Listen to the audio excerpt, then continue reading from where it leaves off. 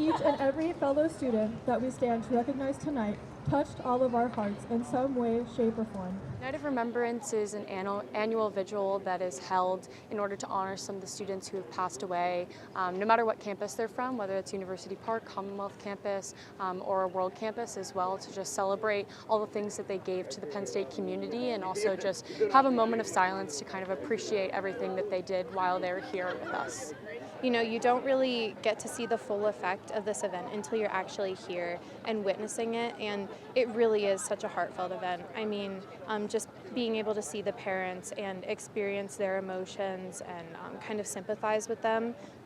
to remember the students that we've lost over the past year, it's been really tough. Personally, I think this is a beautiful event, and I wish there was more engagement and involvement with this event, because I know I personally had a friend pass away at Penn State back in 2020, and I thought this was like a wonderful way to remember them, but there really wasn't a lot of people involved in that process, and I think there's more that could be done for the students that have passed. A lot of these lives lost were due to mental health issues, and that's something that is preventable, and it's something that the university does have resources for available already. And I think that one of the things that I hear from students all the time, just within a student government capacity, is that people feel like CAPS might not be accessible, they can't set up a counseling appointment right away. And so I think, you know, when you ask like what could Penn State be doing more, I think it's just a matter of making sure that those resources are hitting students most when they need it. Sometimes students learn about CAPS their freshman year, but they might need it their junior year, and by that point they're disconnected from something that was a resource to them when they were freshmen. And so I think just reminding them of that and making sure that it's consistently accessible is really important. I think it's just so important to continue to keep a transparency about the amount of students who have passed away over the past year, and even just making sure that students are getting the mental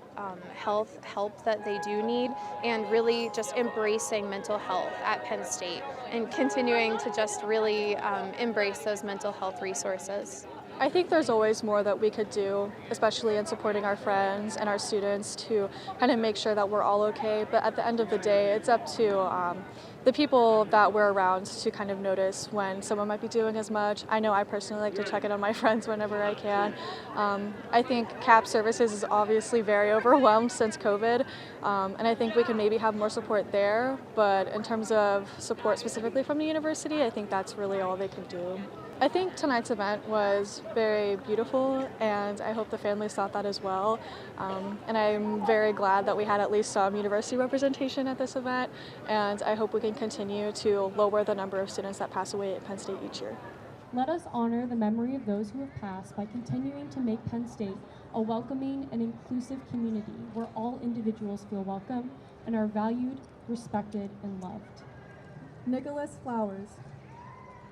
Caden Casper, Kevin Noonan, Ryan O'Malley,